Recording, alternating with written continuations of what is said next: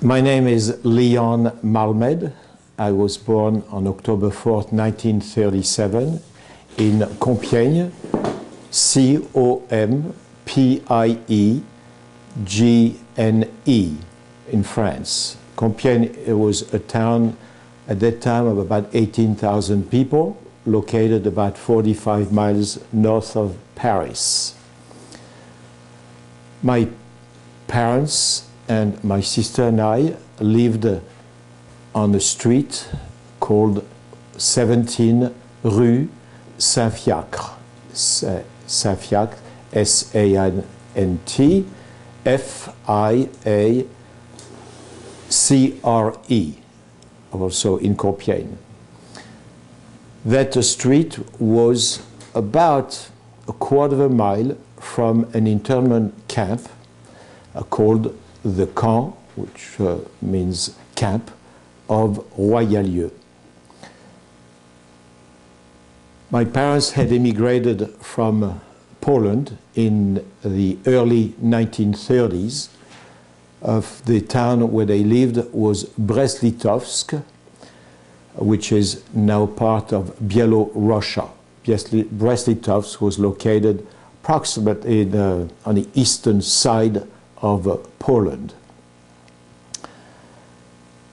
It was very difficult life there.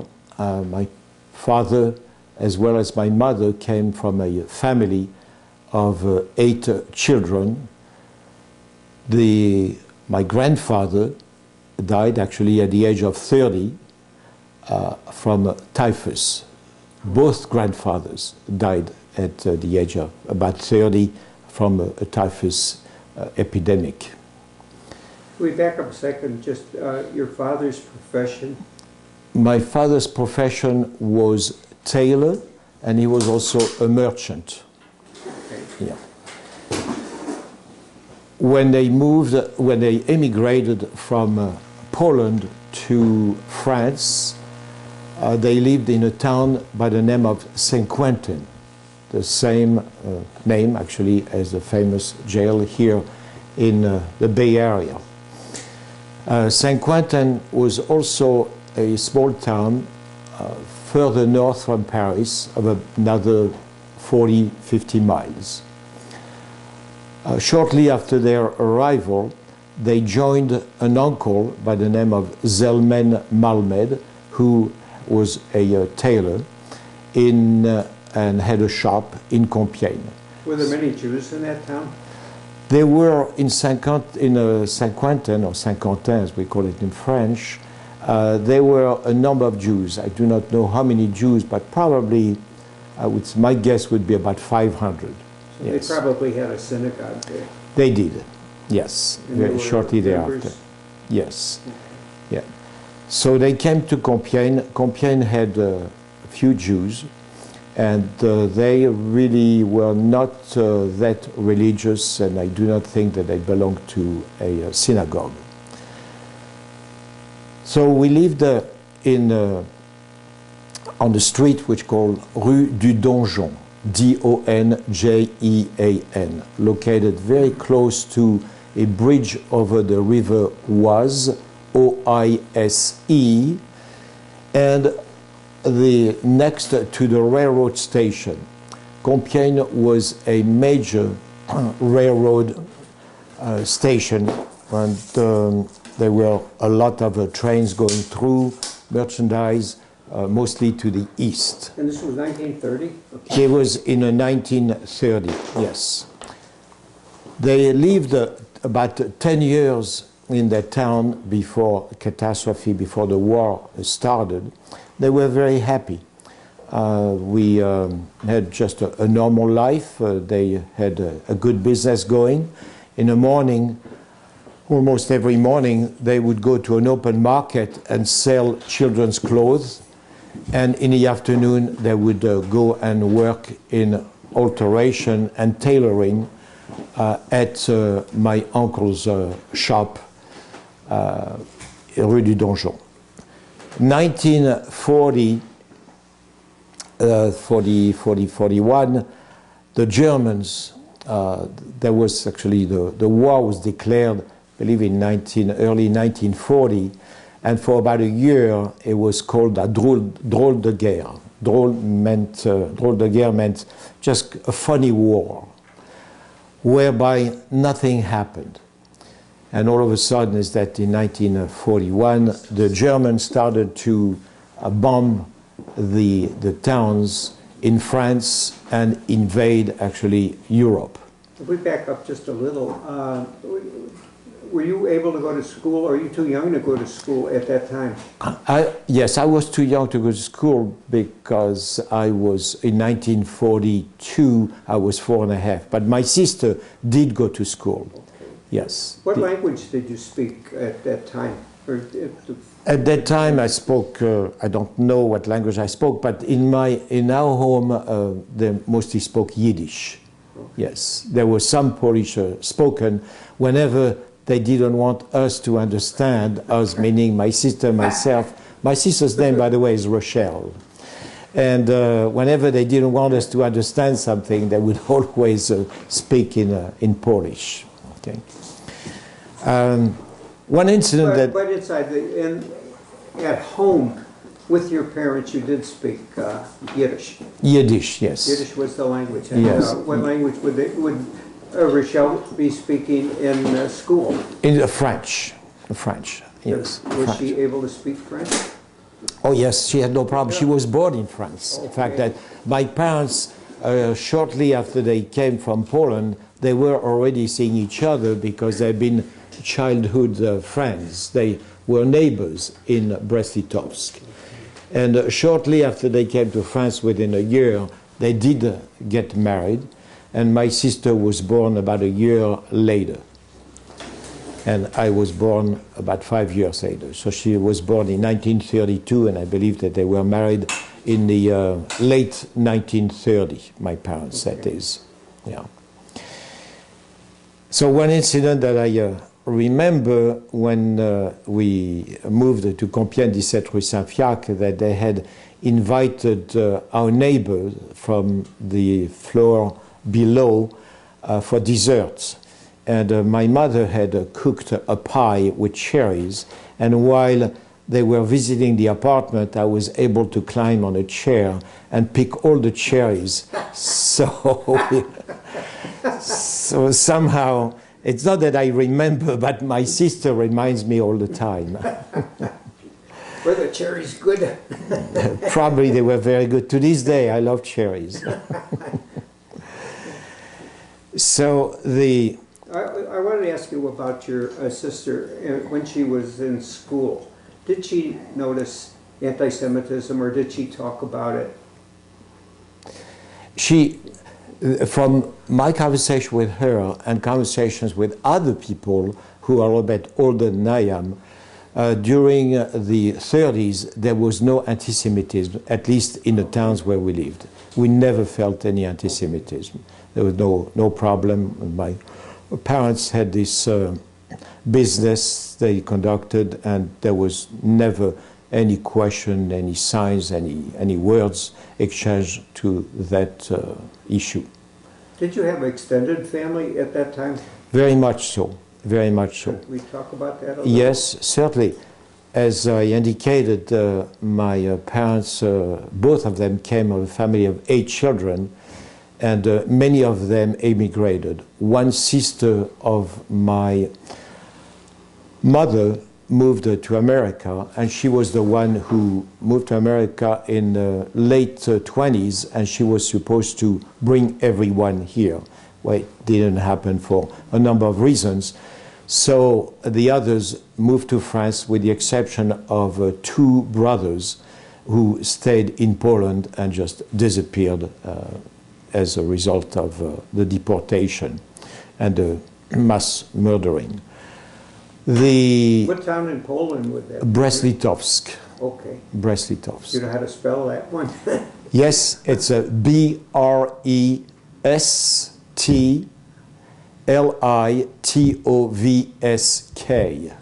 Thank you. Again, located in the eastern Poland, which has now since become Bielorussia. What would be the largest town near there? Probably Brest. Okay. Yeah, Yeah. Well, Brest-Litovsk, yes. In fact, I take this back. Brest-Litovsk was a large town. Next to Brest-Litovsk, there was another town which was called Brest-on-Buc. That is Brestonbuc. Buc is a river that's still actually running today, yes. Great. And the whole incident happened on a winter. Winters were horrible over there. So the Buc froze. And my grandma on my father's side was baking bread. My grandfather was a baker, and after he died, she continued to do that. And the children would deliver the bread to people, individuals, and maybe other shops or whatever. And in order to do that in wintertime, they took a shortcut and they walked over the ice-top river, the Buc. And one time, my aunt or my father's sister fell through the ice, and he was able to grab her by the hair and save her. So that stayed in the family. But he did save her. He did save her, yes, he did save her. So now going back actually to the French period, when the Germans started to invade France, what they did is they did bomb actually all major railroad stations and bridges over rivers and so on. Since our home, Rue du Donjon, was located next to the bridge and next to the railroad station, it was demolished at the same time. And my mother, I will go back to that point, is that my mother was with us and she just had time to leave the building, and she saw the building crumble, actually, completely. My father had left before for the Polish division under the command of the French army. So he was enlisted, or he volunteered actually, not enlisted, but he volunteered to go to war. And he did fight in the north of France against the Germans when the Germans, instead of coming through the French border, went around Belgium where there was no line Maginot of defense, and he was not made prisoner, which probably would have saved his life, but he came back after the war when the armistice was signed. So at that time there was actually predominium. People started to leave the north and move south towards Paris and beyond. So my mother, who had never driven a car, actually decided to take the car and put us in the car, and she somehow managed to drive to Paris. In Paris, we had some friends by the name of Joseph Eppelberg, and his family, wife and daughter Fanny, and we stayed in a hotel where our father somehow was liberated from the army and joined us.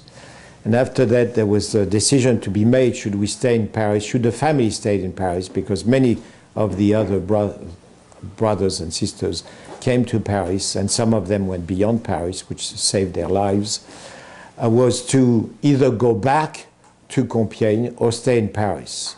Some of them felt that staying in Paris was better because it was a large town, a few million people lived there at the time, and my parents decided to go back to Compiègne.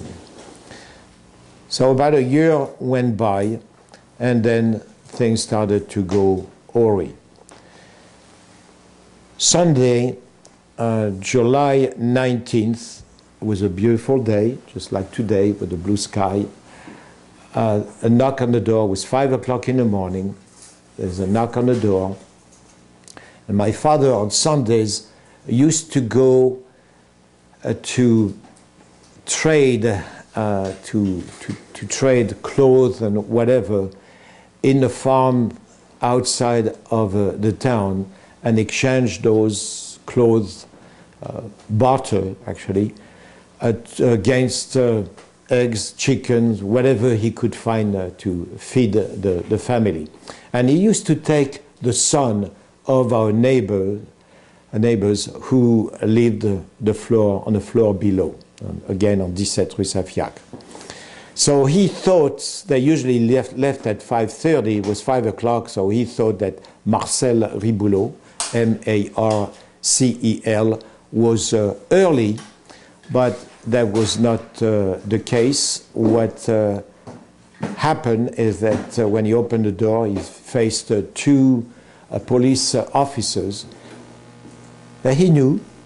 Those police officers often came to him for alteration of their uniforms. So he says what was going on. They found it very odd that they would come at 5 in the morning on a Sunday. He says, well, Mr. Malmed, you have to follow us. Follow us where? You have to follow us to the commissariat. Commissariat is the police station. That is C-O-M-M-I-S-S-I-R-I-A-T. And he says, why? Follow us. So by that time that my mother came out, we also were waken up. The neighbors started to go up on the first floor, on the third floor, and there was everyone was crying, what's happening, so on and so forth. So they well, you have to follow us. So my mother says, I will go with you.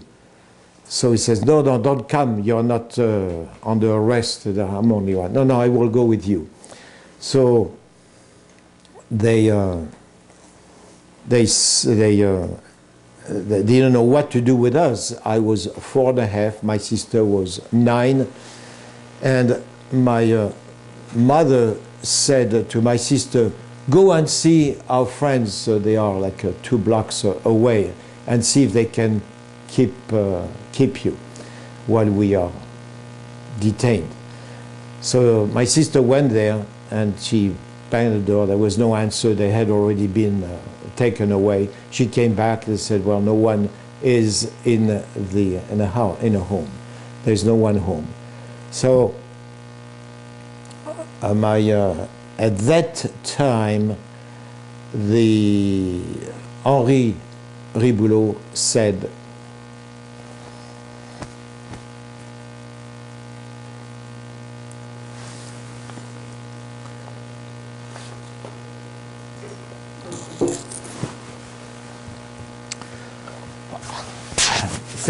do not worry, we will keep.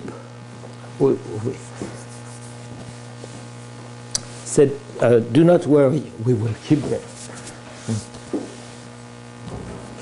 So he said, yeah, do not worry, we will take care of them until you come back. And so they went to. Yeah, that's fine. Thank you very much. So they went to the commissariat, and sure enough, so Henri Riboulot kept saying, it's an error, they will come back. Do not worry, they will come back. So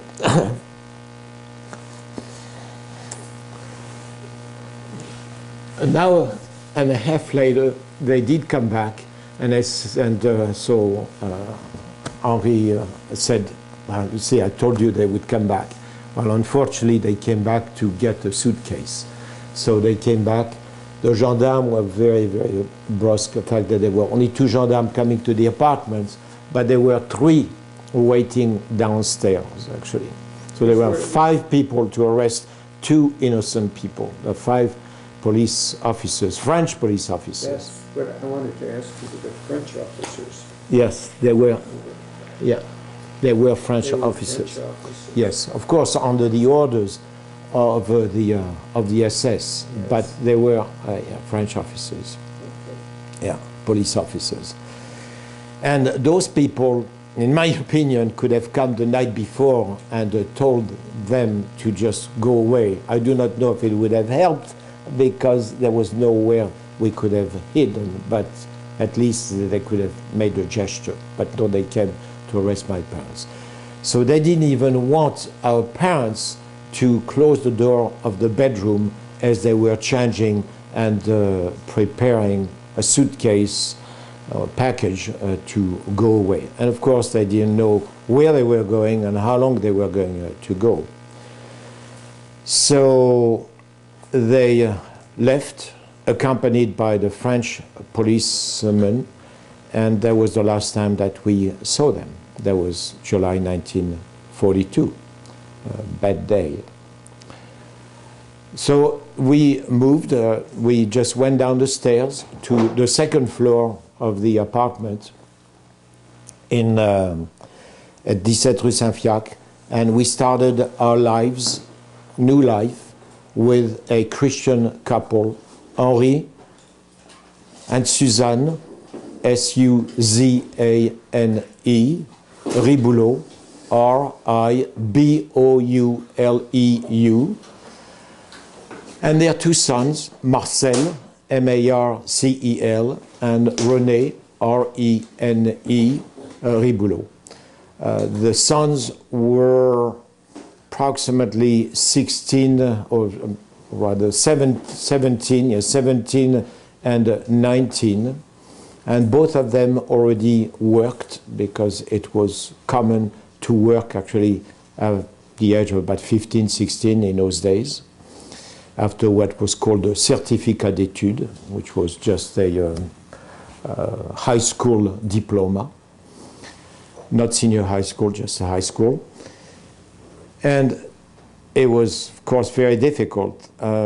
As a very talkative boy, I became very silent for quite a number of months until I did get my footing, but it was, couldn't understand what was going on.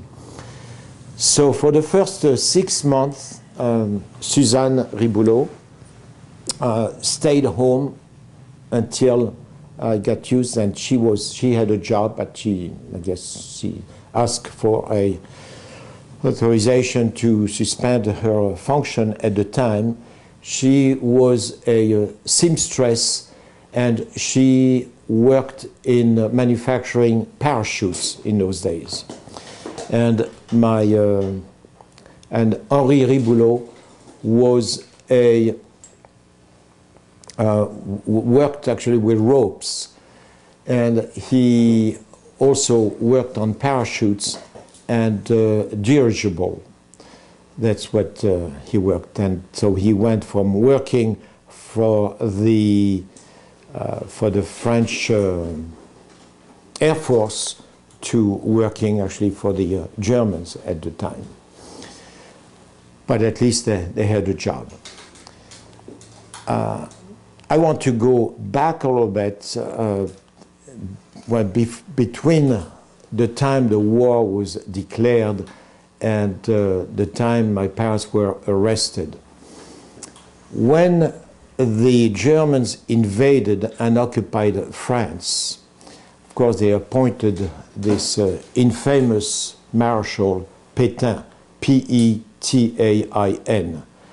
The Pétain was an old person who had done very well distinguished himself during the World War I, but was an anti-Semite to the nth degree, and surrounded himself with people like him. So the Germans actually put some laws into effect, but it is believed and it is shown, recorded, that the Vichy government, V-I-C-H-Y government, went even beyond what the German requested. So Jews could no longer go into a restaurant, to a theater. They could no longer work for any administration. They could no longer move from one place to the other. They could no longer travel.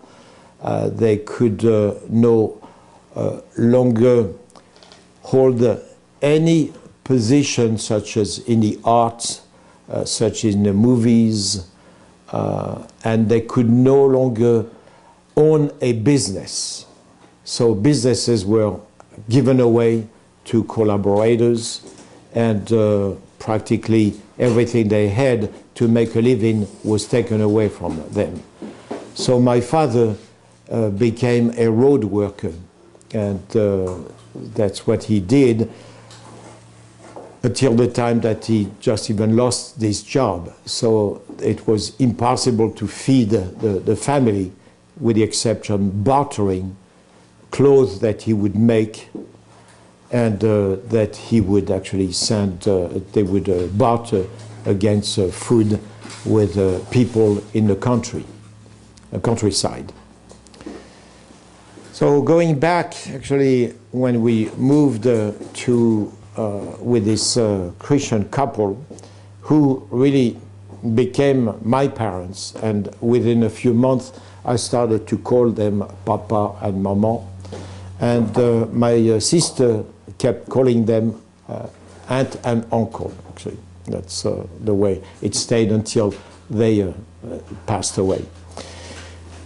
So we were really hidden in plain view, and everyone in the street knew that we were Jews, knew that our parents had been taken away, and knew exactly where we were. They actually risked their lives, didn't they, in protecting you at that time? Oh, absolutely, absolutely. They must have been aware, I assume, that if they were caught hiding two Jewish children, that bad things would happen. They might lose their lives. There were signs all over the place, all over town, that said that you were the penalty for harboring, hiding a Jew of any age. It was to be death. Yes. Okay. And they were aware of that, and other neighbors. They were aware. Yes. It would have been so easy for them, for another neighbor to say, "Hey, Jewish children, they are hiding Jewish children," and then they would be paid for that sometimes. Well, yes, what they would do is that they would get food. That's how they, food was impossible. The German had confiscated everything. There was no food to be had whatsoever. In fact, there were no cats, there were no dogs, and I don't think there were any rats around anymore. Yeah, that's what it is. So Papa Henri had actually 3 gardens. And so every day after work, we would go to the garden and just to take care of them. In the back of the property, we also had a place where we had chicken and rabbits and pigeons and so on, and ducks. So that's how we fed ourselves, mostly from our own grown. Several times a week, he would go to the store, to the butchers, which really never opened, but once in a while they did, at 4 in the morning before going to work, and to try to get something. And I would say 80% of the time we would come back with nothing. Just one incident once that happened. He came back with his fish and in a paper. So he brought it, and he was so happy to bring this fish. And that fish, I do not remember that, but I was told by my sister, and of course by them when they were still alive, it smelled so bad that like someone had urinated on the fish. It was terrible. So everyone was around the table looking at that fish, said, "My gosh, it's terrible." So Maman Suzanne took the fish, she put it into a boiling pot of water, and she cooked it for a long time, and we ate it, and no one got sick. It was probably not, the fish was probably not too fresh. No, I don't think so. I don't think so. Another little incident that there were a few times a year, like Christmas. By the way, those people were Christians, but they really never went to church. However, there were a few times that they went to church, of course, was when someone died, someone would get baptized. So no one got married in those days. It was, I don't know, just no one got married. But we used to go for the New Year. So I just, personally, I love to go then because the church was very quiet. There was the music, it was the choir, and so I just love to go there. But a few times during the year, at Easter time or Christmas, we would have people coming for dinner or for lunch, actually, but for celebration. So one time, Papa Henri decided to kill a duck that we had in the back of the garden. So in the courtyard, we used to have a piece of wood, big trunk that was cut about that height approximately, and that's where they used to, in those days, the way you kill the duck was to cut its head. So someone is holding the duck and someone has an axe and cut the head. So the neighbor who lived on the ground floor, his name was Marcel Clausse, C-L-A-U-S-S-E, very, very nice person. And he was holding the duck, and my father was, the legs of the duck, my father was holding the neck, and he went with his axe, he cuts the head, the neck of the duck, and so they let it go, and the duck flew away. Without a head? Without a head. And it flew away so far that we never found that duck. It flew over the fence, in the field, and we never found that duck. It was gone. It was gone forever. So, again, is that so there was one neighbor in particular, she was kind of a nasty person, or at least she looked to us as a nasty person. She came quite often to Papa and Maman Riboulot and asked them why they were doing this. And she would tell them, why are you doing this? That you are risking the lives, your life, your children, your son's lives, as well as the neighborhood. Why are you doing this? Do you think that after the war they will care about you? No, their parents will come back, they will take them away, and no one will ever even thank you. Well, that was the way.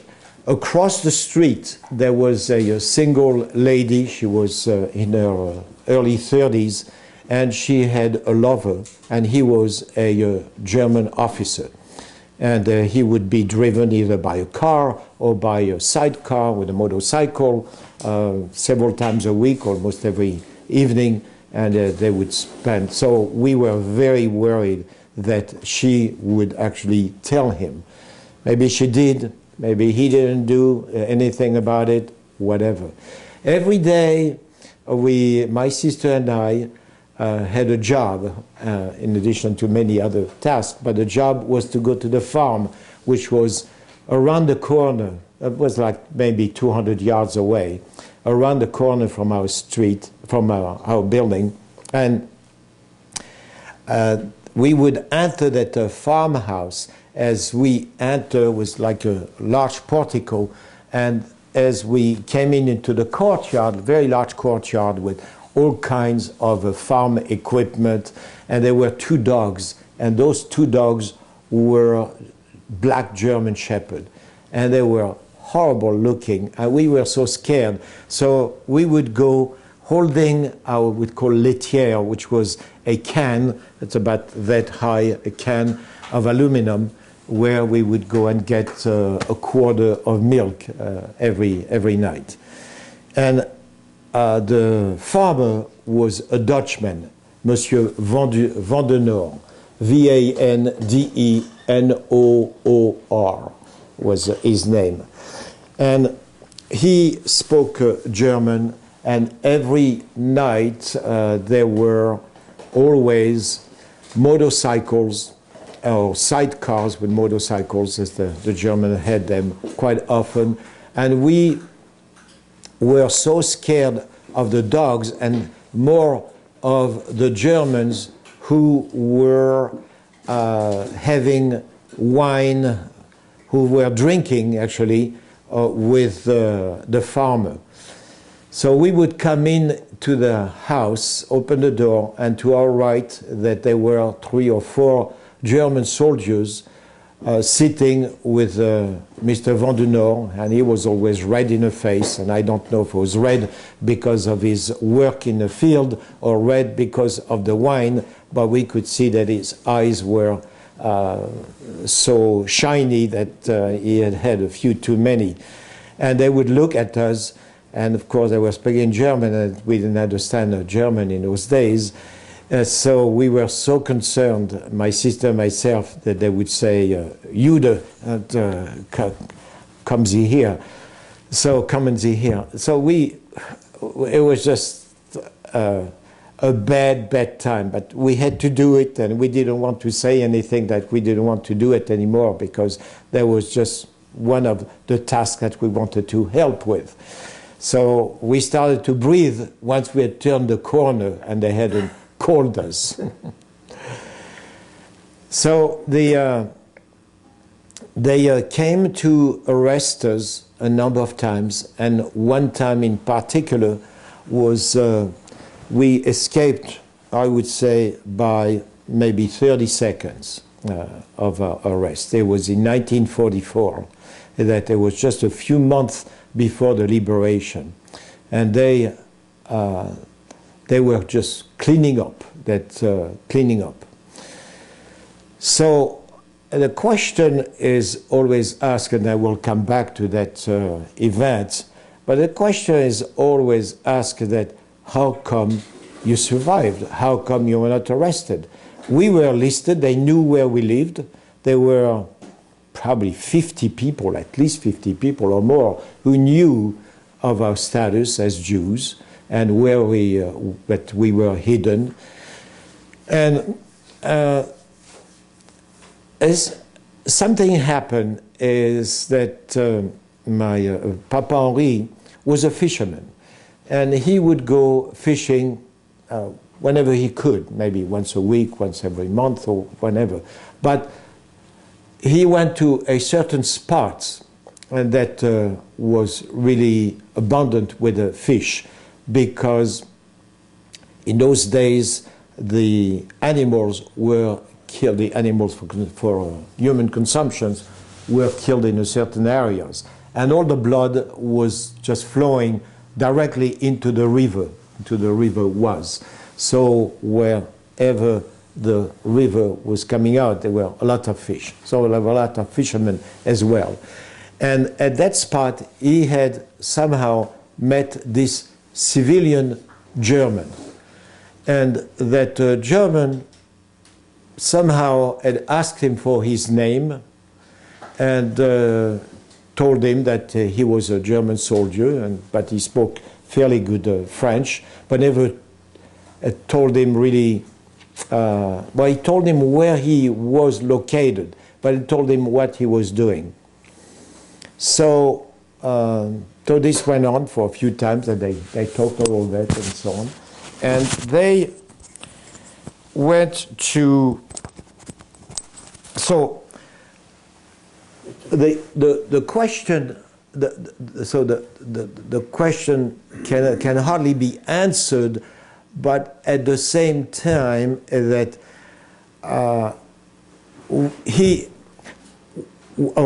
So what happened at that particular event is that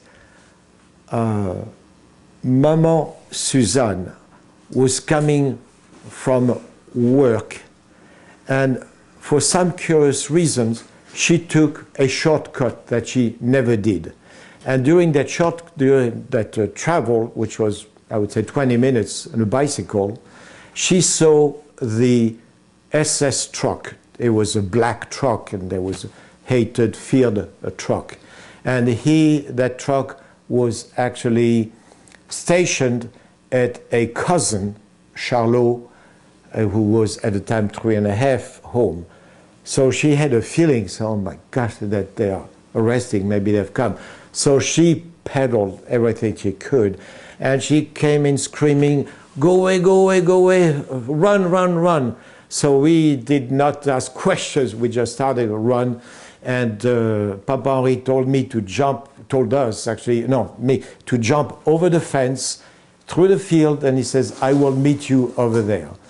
And the truck by then was turning the corner, which was about 100 yards from our home. He took his bicycle, went away, so they came and there was no one in the house. Okay. Now, so he came to pick me up. We went to someone's home. It was actually his sister-in-law. And she didn't want us, but we kind of forced ourselves in. And my sister was coming home from school, so Maman Henri went back and got her before she got to the house, and they went and joined us. Okay. Now we stayed in the house, but the sister-in-law of Papa Henri say, "You go or I call the army or the police." So we had to leave. When we came back, fortunately, there was no one there. So we learned later, because the truck was driven by a civilian, that what happened is that we were the first people to be picked up on the list in the morning. But for some reason, someone had dropped either coffee or wine or whatever, and they could not read the address. So they say, well, we'll go and arrest, then they will go back to the commandanture, which is a police station of the SS, and we'll get the address. So that's why we did not pick up. We were not taken away. So of course we came back, and he didn't know what to do, no one knew what to do. We were sure that they were going to come back the next day or whatever. So Papa Henri just couldn't stay anymore like this, and he decided to go and see his not friend, but the person that he had met while fishing, and ask him what was going on. It was a big risk, but he just couldn't stay in that mode, in that stage. So he went, and he discovered actually that he was the commandant. He was the one in charge of the SS. Okay. So this fellow closed the door, he asked the people to leave the office, and he said, "Monsieur Riboulot, that I know who you are. I know you are hiding 2 Jewish children. Do not worry, that you are a good person and nothing will happen to you anymore."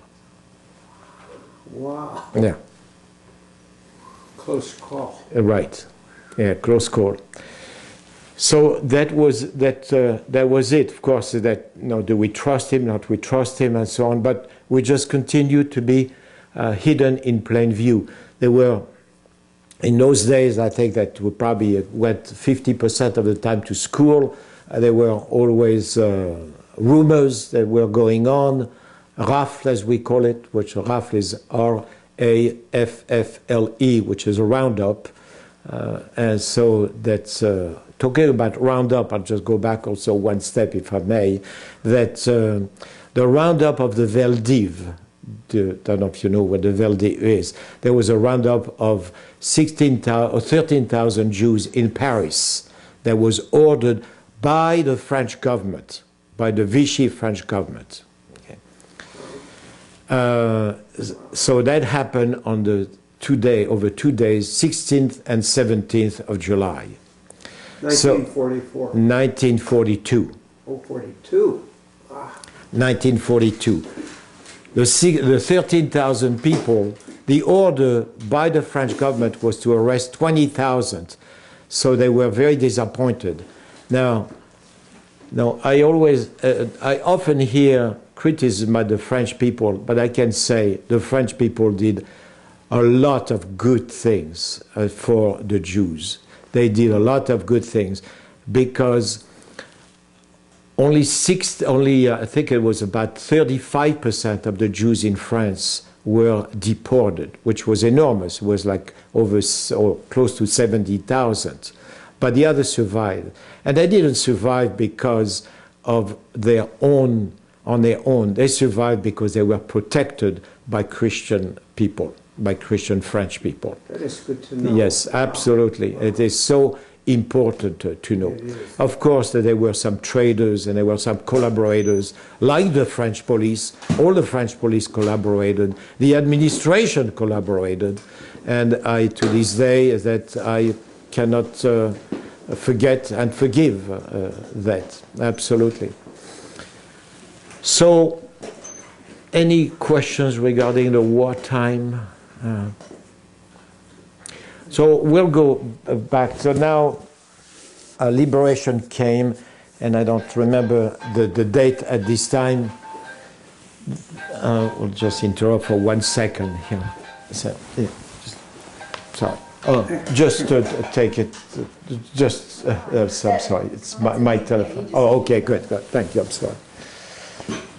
I guess we can edit that part. That's Sure. okay. Yeah, no problem. that's okay. No problem. Okay, so so liberation comes, and that was not the end of our, as we say in Yiddish, suches, our problem, our idiotic behavior of people.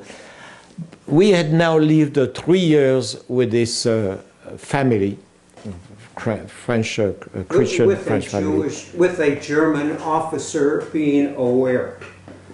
Yes, but then that was after the war now. So the liberation comes, and I remember the day before liberation. For 3 days, the German and the Germans and the Americans exchanged fire, and everything that was over the town. So we could hear actually the shells going over our houses, because the Americans were on one side of the river and the Germans retreating were on the other side. But they were still fighting.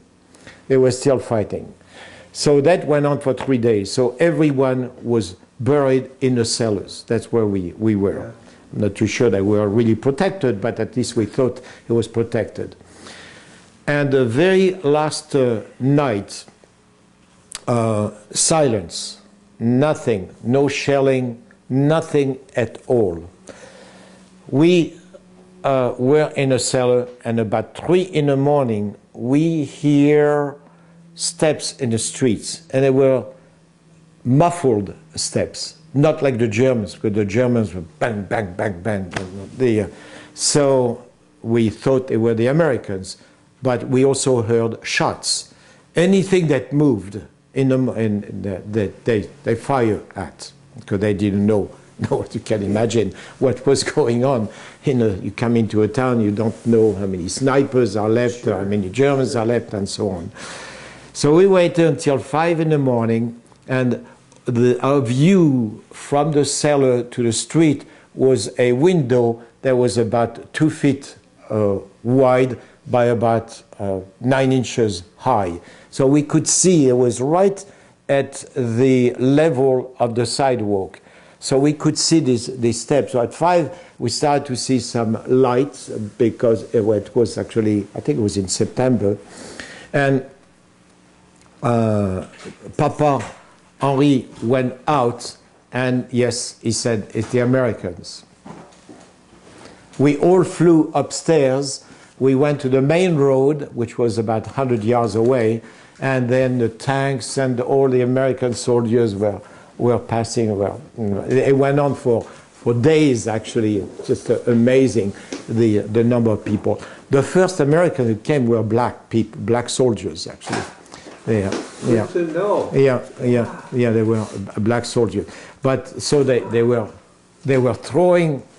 Of course, then there was black and they were mixed. But the first one we saw were black, and no, I don't think we had ever saw a black person before.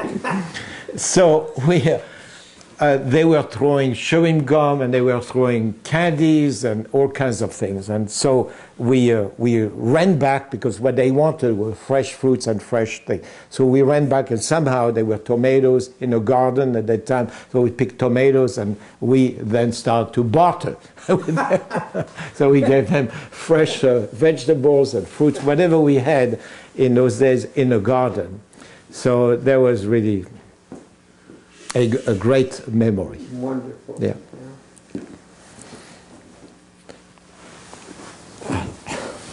So, if you can continue on what happened after your liberation. So after liberation, a few months after liberation, another knock on the door, and this time it's actually two people that we didn't know, and they had a strong Polish accent, and they were my father's sister and my mother's brother.